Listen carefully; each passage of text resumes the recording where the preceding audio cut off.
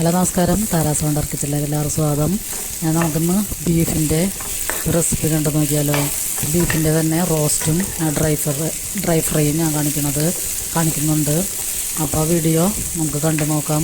ബീഫിൻ്റെ വേറെ വീഡിയോസൊക്കെ ഞാൻ ഇതിക്ക് മുമ്പ് ഇട്ടിട്ടുണ്ട്. അപ്പോൾ അതൊക്കെ കാണാത്തവരുണ്ടെങ്കിൽ ഒന്ന് കണ്ടു നോക്കി സപ്പോർട്ട് ചെയ്യാൻ മറക്കരുത്.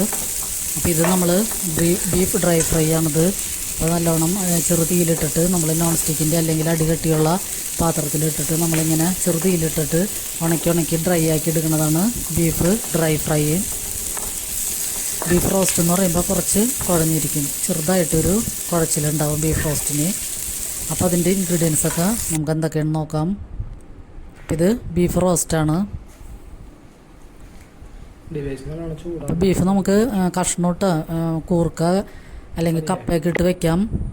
അപ്പോൾ നമ്മൾ അതിനു വേണ്ടി 1 കിലോ ബീഫാണ് ഇപ്പോൾ എടുത്തേക്കണത്. അപ്പോൾ അത് നന്നായിട്ട് കഴുകി വെള്ളമൊക്കെ വാർന്നതിന് ശേഷമാണ് ഞാനിപ്പോൾ കുക്കറിലേക്ക് മാറ്റിയേക്കണത്. അതിലേക്ക് ഒരു 5-10 പച്ചമുളകും അരിഞ്ഞ് വെച്ചിട്ടുണ്ട്. പിന്നെ ഒരു വലിയ കഷ്ണം ഇഞ്ചി, കറിവേപ്പില അത്ര എടുത്ത് വെച്ചിട്ടുണ്ട്. പിന്നെ പൊടികളായിട്ട് 2 ടീസ്പൂൺ മല്ലിപ്പൊടി, 1 ടീസ്പൂൺ ഗരം മസാലപ്പൊടി, 1.5 ടീസ്പൂൺ മുളക് പൊടി, 1/2 ടീസ്പൂൺ മഞ്ഞൾപ്പൊടി.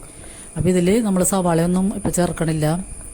സവാള ബീഫിൽ നമ്മൾ കുക്കറിൽ വയ്ക്കുമ്പോൾ ചേർത്ത് കഴിഞ്ഞാൽ ആകെ കുഴഞ്ഞിരിക്കും. അപ്പോൾ ഡീപ്പ് ഫ്രൈ ഒക്കെ ചെയ്യുമ്പോൾ, ഡ്രൈ ഫ്രൈ ഒക്കെ ചെയ്യുമ്പോൾ സവാള നമ്മൾ വെറുതെ അതിലിട്ട് കൊടുത്താൽ മതിയാകും.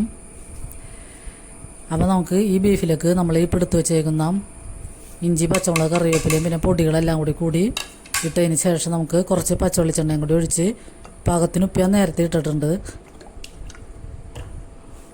പിന്നെ ഇതിലേക്ക് വേറെ ഒന്നും ചേർക്കണ്ട, ഇങ്ങനെ തന്നെ എടുത്തിട്ട് നമ്മൾ കൈ കൊണ്ട് നന്നായിട്ട് മിക്സ് ചെയ്യണം. പിന്നെ ഇതിൽ വെള്ളം ഒട്ടും ചേർക്കണ്ട, ബീഫിൽ നിന്ന് തന്നെ വെള്ളം ഉണ്ടാവും. അപ്പോൾ ചെറിയൊരു ചാറ് നമ്മൾ റോസ്റ്റിന് വേണ്ടി മാത്രം എടുത്താൽ മതിയാകും. വെള്ളം ഒഴിച്ചു കഴിഞ്ഞാൽ കൂടുതൽ ചാറാവും. അപ്പോൾ അങ്ങനെ നമ്മൾ കഷ്ണമൊക്കെ ഇട്ട് വെക്കുമ്പോഴാണെങ്കിൽ കുറച്ച് വെള്ളം ഒഴിച്ചിട്ട് നമുക്ക് വേവിച്ചെടുക്കാം. അപ്പോൾ ഇത് ഞാനൊരു 5 വിസിൽ കേൾപ്പിച്ചിട്ടുള്ളൂ. അപ്പോൾ തന്നെ നന്നായിട്ട് വെന്തിട്ടുണ്ട്. ബീഫൊക്കെ നമ്മൾ 8-10 വിസിലൊന്നും കേൾപ്പിക്കേണ്ട ആവശ്യമില്ല. ഒരു 5 വിസിൽ, 3 വിസിൽ ഹൈ ഫ്ലെയിമിലും 2 വിസിൽ ലോ ഫ്ലെയിമിലും കേട്ടാൽ മതിയാകും. പിന്നെ അതിലേക്ക് ഞാൻ റോസ്റ്റ് ഉണ്ടാക്കാൻ വേണ്ടി ചെറിയ ഉള്ളിയാണ് അരിഞ്ഞെടുത്തതാണ്. ചെറിയ ഉള്ളിയും വെളുത്തുള്ളിയൊക്കെ ബീഫിലൊക്കെ കൂടുതൽ ചേർക്കണം, എന്നാലാണ് അടിപൊളി ടേസ്റ്റ് ഉണ്ടാവുന്നത്. പിന്നെ ഇത് നാടൻ വിഭവമായ കാരണം വെളിച്ചെണ്ണ തന്നെ ഉപയോഗിക്കണം. ആ കറികളിലൊക്കെ എപ്പോഴും വെളിച്ചെണ്ണ തന്നെയാണ് എപ്പോഴും നല്ലത്. പിന്നെ നമുക്ക് വെളിച്ചെണ്ണ ഒഴിച്ച് ചൂടാകുമ്പോൾ ഈ ചെറിയുള്ളിയും വെളുത്തുള്ളിയും കറിവേപ്പിലയും കൂടി ഇട്ടൊന്ന് വഴറ്റിയെടുക്കാം. എന്നിട്ട് അത് നന്നായിട്ട് വഴന്ന് വരുമ്പോൾ തന്നെ നമുക്ക് കുറച്ച് പൊടികൾ മാത്രം ചേർത്താൽ മതിയാവും. ഞാനിപ്പോൾ 1 ടീസ്പൂൺ മല്ലിപ്പൊടിയും 1/2 ടീസ്പൂൺ മുളക് പൊടിയും 1/2 ടീസ്പൂൺ ഗരം മസാലപ്പൊടിയും 1 നുള്ളു മഞ്ഞൾപ്പൊടിയും കൂടിയാണ് ചേർത്ത് കൊടുത്തേക്കണം. എന്നിട്ട് ഈ പൊടികളുടെയൊക്കെ പച്ചമണം മാറിക്കഴിഞ്ഞതിന് ശേഷം ആണ് നമ്മൾ ബീഫ് ഇട്ട് കൊടുക്കുന്നത്. വെളിച്ചെണ്ണ പോരാതിരുന്നിട്ട് ഞാൻ കുറച്ചും കൂടി വെളിച്ചെണ്ണ ഒഴിച്ച് കൊടുക്കുന്നുണ്ട്. പൊടികളുടെയൊക്കെ പച്ചമണം മാറിക്കഴിഞ്ഞാൽ നമ്മൾ ബീഫ് ഇട്ട് കൊടുക്കാം. ബീഫ് ഇട്ട് കൊടുത്തിട്ട് നമ്മളത് ചെറുതീയിലിട്ടിട്ടൊന്ന് നന്നായിട്ട് മിക്സ് ചെയ്ത് കഴിഞ്ഞാൽ നമ്മുടെ ബീഫ് റോസ്റ്റ് റെഡിയാണ്. നമുക്കിതും എന്തെങ്കിലും ഒരു ചാറ് കറിയും കൂടി ഉണ്ടെങ്കിൽ ലഞ്ച്. ഇപ്പോൾ ഞങ്ങളുടെ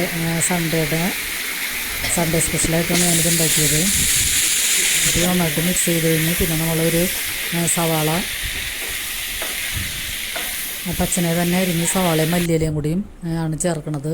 ചെറിയുള്ളി ചേർത്താറുന്ന സവാള ഞാൻ ഇങ്ങനെയാണ് ചേർക്കുന്നത്. അപ്പോൾ ഇത്തിരി 5 മിനിറ്റ് ഇരുന്ന് കഴിഞ്ഞാൽ ഇത് നന്നായിട്ട് സവാള വാടി നല്ല ടേസ്റ്റ് ഉണ്ടാവും ഈ റോസ്റ്റ് കൂട്ടാൻ. അപ്പോൾ ഇത് നമ്മുടെ ചിക്കൻ ബീഫ് റോസ്റ്റാണ്. പിന്നെ ഇത് തന്നെ വൈകുന്നേരം ആയപ്പോഴും ഞാൻ ഡ്രൈ ആക്കി എടുത്ത് നന്നായിട്ട് ഡ്രൈ ഫ്രൈ ചെയ്തതാണ് ബീഫ് ഡ്രൈ ഫ്രൈ. ഇതിങ്ങനെ ഉണക്കി എടുത്തു കഴിഞ്ഞാൽ കുറച്ച് വെളിച്ചെണ്ണയും കൂടി ഒഴിച്ച് വേറെ പൊടികളൊന്നും ചേർക്കണ്ട. ഇങ്ങനെ നോൺ സ്റ്റിക്കിൻ്റെ പാനിൽ അല്ലെങ്കിൽ കടിയിട്ടുള്ള പാത്രത്തിൽ ഇട്ടിട്ട് നമ്മൾ ചെറുതീയിലിട്ടിട്ട് ഇങ്ങനെ നല്ലോണം ഫ്രൈ ചെയ്തെടുത്തു കഴിഞ്ഞാൽ ബീഫ് ഡ്രൈ ഫ്രൈയും റെഡിയാണ്. നല്ല അടിപൊളി ടേസ്റ്റാണ്. അപ്പോൾ എല്ലാവരും ഇങ്ങനെയൊക്കെ ഉണ്ടാക്കി മക്കൾക്കൊക്കെ കൊടുക്കാൻ ശ്രമിക്കുക. ഒരു സ്കൂളൊക്കെ പൂട്ടിയിരിക്കുമ്പോഴാണ് ഇത്തരം റെസിപ്പീസൊക്കെ അവർക്ക് കൊടുക്കാൻ പറ്റുള്ളൂ. അപ്പോൾ എല്ലാവരും സ്കിപ്പ് ചെയ്യാതെ കാണുക. അപ്പോൾ എല്ലാവർക്കും നന്ദി.